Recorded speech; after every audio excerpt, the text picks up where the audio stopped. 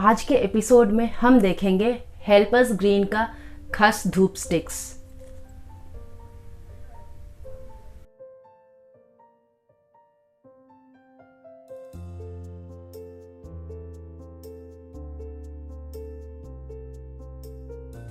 आप सबको डॉली झा का प्यार भरा नमस्कार और ओम धूप शो के इस एपिसोड में आपका हार्दिक स्वागत है।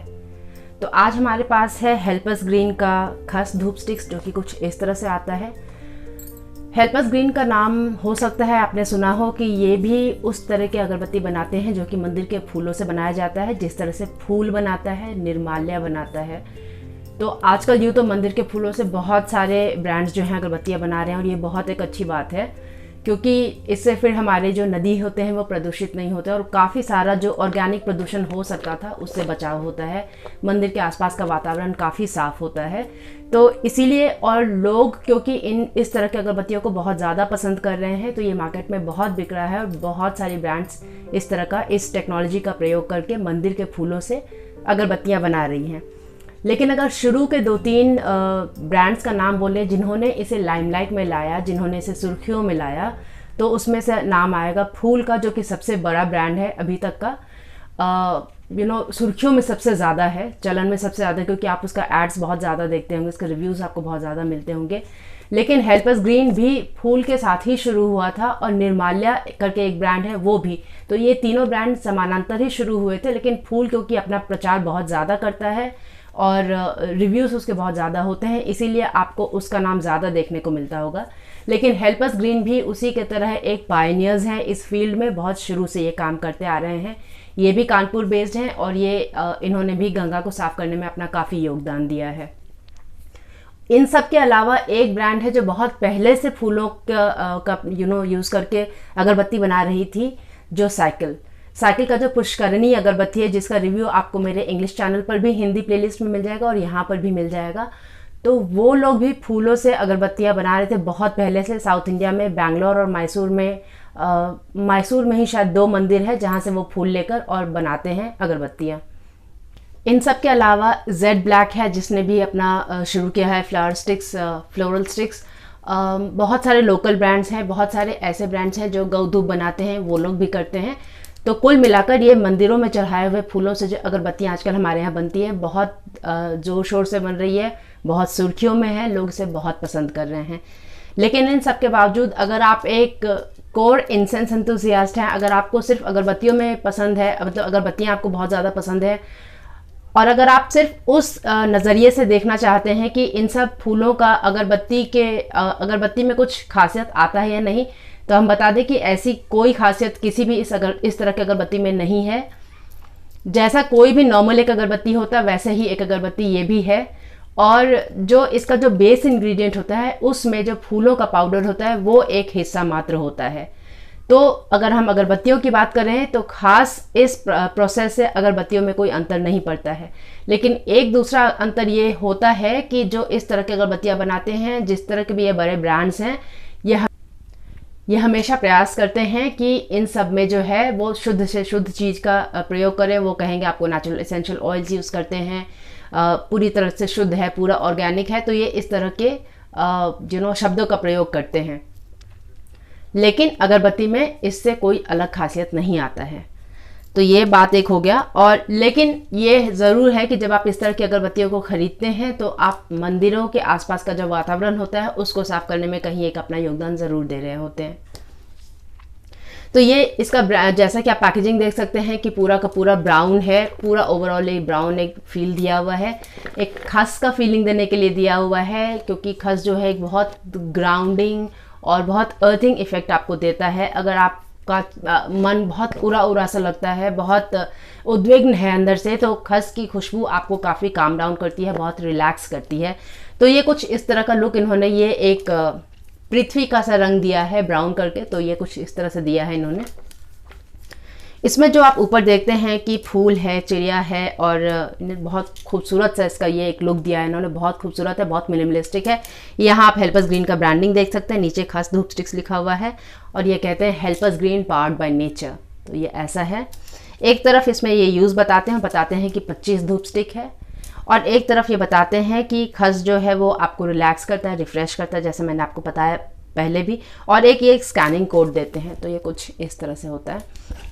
बैक साइड में इनके ये पूरा का पूरा ब्रांडिंग इनका इंग्लिश में ही है। और बैक साइड में बताते हैं फ्यूचर सर्कुलर है, तो किस तरह से ये मंदिरों से फूल ले जाकर मंदिर से अगरबत्ती बनाते हैं, फिर वो वापस अगरबत्ती मंदिरों में चढ़ता है। तो ये एक सर्कुलर इकोनॉमी ये बता रहे हैं। लोगों से जिसमें ये बताते हैं कि इसमें बांस का प्रयोग नहीं हुआ है, फूलों से बना हुआ है और इसमें चारकोल नहीं है।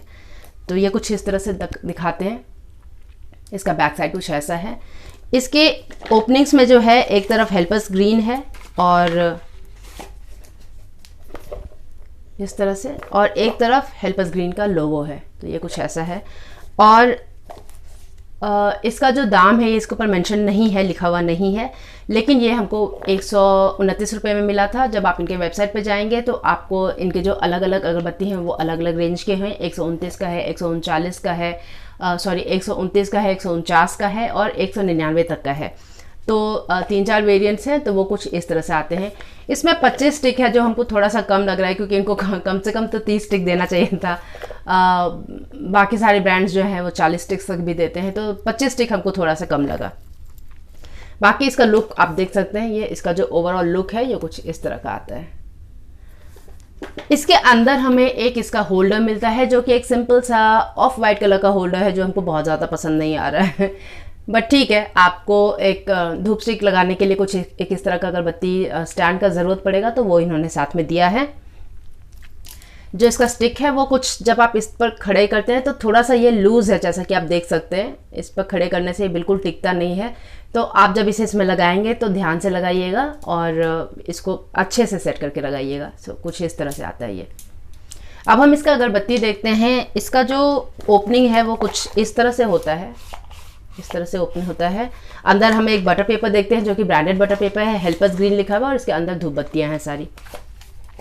ये जो पैकेट है ये बहुत स्ट्रॉन्ग है, बहुत स्टर्डी है। जब इसमें से अगरबत्ती ख़त्म हो जाए तो भी आप इसका प्रयोग कर सकते हैं, कुछ छोटी ज्वेलरी रखने के लिए, बच्चों के छोटे टूटे फूटे क्रेयॉन्स रखने के लिए, या कुछ भी ऐसा कोई छोटा चीज़ रखने के लिए, कोई छोटा कागज़ वगैरह रखने के लिए ये काफ़ी अच्छा होगा। आप इसका प्रयोग ज़रूर कीजिएगा, ये बहुत यूज़फुल होगा। इसमें जो अगरबत्तियाँ हैं वो कुछ इस तरह से, इतनी बड़ी अगरबत्ती आती है और ब्राउन कलर का अगरबत्ती है, ब्राउन कलर का अगरबत्ती है, ठोस सा है।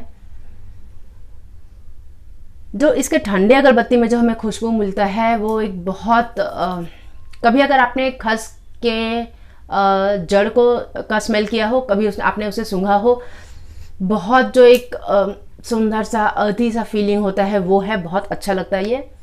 इसके ऊपर कोई मसाला वगैरह कुछ नहीं है, नॉर्मल एक ब्राउन कलर का ये स्टिक है। ये कुछ इस तरह से, जैसा आप देख सकते हैं, इस तरह का इतने बड़ा का स्टिक है। 35 से 40 मिनट का टाइम है इसका और इसमें धुआं बहुत ज़्यादा नहीं होता है। तो अगर आपको कोई ऐसा अगरबत्ती चाहिए जिसमें आप धुआं कम चाहते हैं तो ये आपको बहुत पसंद आएगा। इस अगरबत्ती का जो स्मेल है, इसमें खस का एक सिंगल नोट खुशबू आता है आपको, और उसके अलावा कोई और खुशबू नहीं आता है। एक बहुत सुंदर सूखे हुए खस का जिस तरह का खुशबू होता है वो आता है आपको। तो ये कुछ इस तरह से है।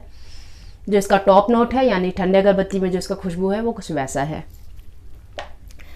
अब जब हम इसे प्रज्वलित करते हैं तो जैसा कि आप देख सकते हैं कि इसमें से धुआं काफ़ी कम निकल रहा है।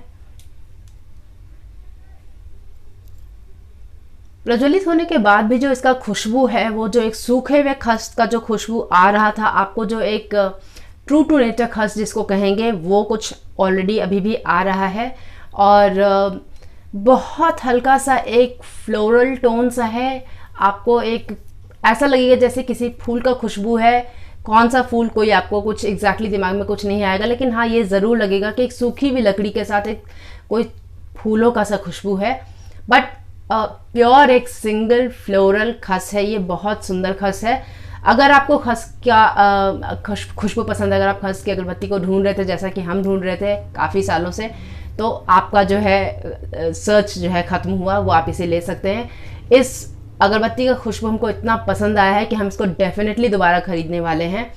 और अगर आप इसको कभी शाम के समय में जलाते हैं आपके घर में कोई ऐसे हैं या फिर इनफैक्ट आपका ही कभी ऐसा है कि दिमाग में बहुत ज़्यादा टेंशन हो रहा है, थोड़ा सा आपको रिलैक्स होने का मन कर रहा है, तो आप इसे रात में जलाइए। रात भर शाम भर इसका खुशबू जो है आपके घर में रहेगा, बहुत अच्छा लगेगा आपको, बहुत रिलैक्स फील करेंगे आप। तो ये कुछ उस तरह का खुशबू है। अगर हम इसके डिफ्यूज़न की बात करें, इसका फैलाव कितना है, तो फैलाव इसका बहुत ज़्यादा नहीं है, जिससे ये पता चलता है कि इस अगरबत्ती में केमिकल बहुत कम पड़ा है। क्योंकि किसी भी अगरबत्ती के खुशबू का अगर फैलाव बहुत ज़्यादा हो और ठहराव बहुत ज़्यादा हो, तो ये तय है कि उसके अंदर उस तरह की केमिकल्स डाली गई हैं जिससे खुशबू फैलता है और ठहरता है। तो ये कुछ खुशबू उस तरह का है जैसा कि अगर आप घर में खुद अगरबत्ती बनाएंगे, जैसा कि हम DIY अगरबत्ती बहुत सारा खुद बनाते रहते हैं। आप अगर देखना चाहते हैं कि कैसे बनता है तो वो आप मेरे इंग्लिश चैनल पर भी देख सकते हैं और यहाँ पर भी मैंने दिखाया है, तो आप देख सकते हैं। वो डिस्क्रिप्शन बॉक्स में हम लिंक डाल देंगे और आई बटन में भी डाल देंगे कहीं पर। तो कुछ उस तरह का खुशबू होता है जो कि बहुत तेज़ नहीं होगा, बहुत दूर तक इसका खुशबू नहीं फैलेगा, बहुत देर तक टिकेगा नहीं। टिकने का ऐसा है कि 3-4 घंटे तक आपको ये एहसास ज़रूर होगा कि कहीं यहाँ पर खस का खुशबू आ रहा है, लेकिन पर्टिकुलरली जैसा एक किसी भी अगरबत्ती को हम लगाते हैं और बहुत देर तक उसका बहुत अच्छा खुशबू आता है, उस तरह नहीं आएगा, क्योंकि इसका खुशबू वैसे भी काफ़ी सौम्य है, बहुत माइल्ड है।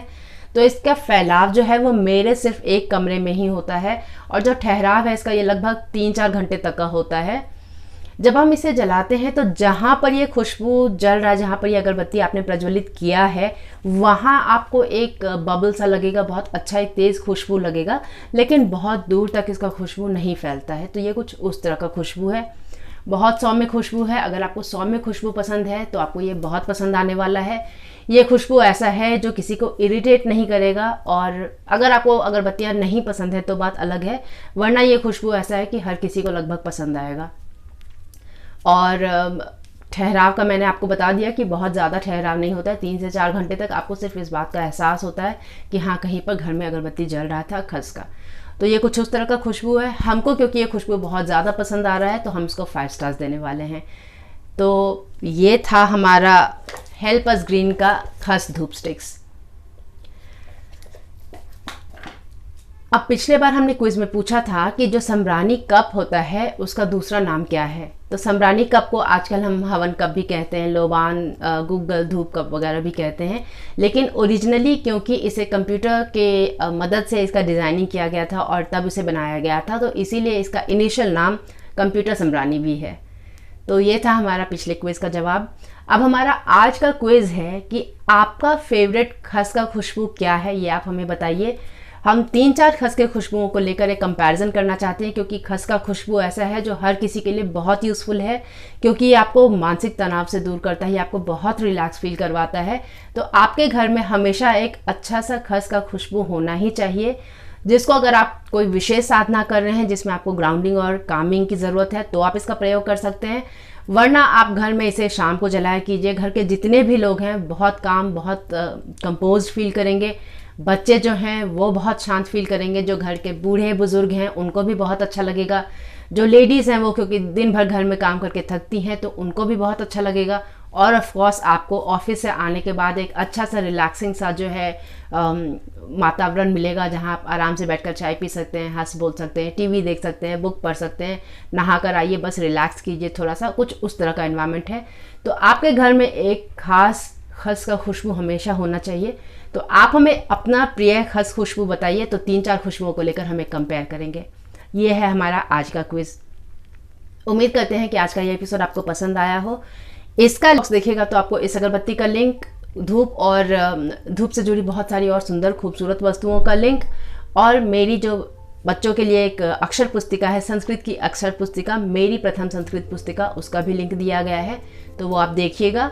और जब तक अब हम अगली बार मिलें तब तक अपना और अपने प्रियजन का खास ख्याल रखिए। नमस्ते।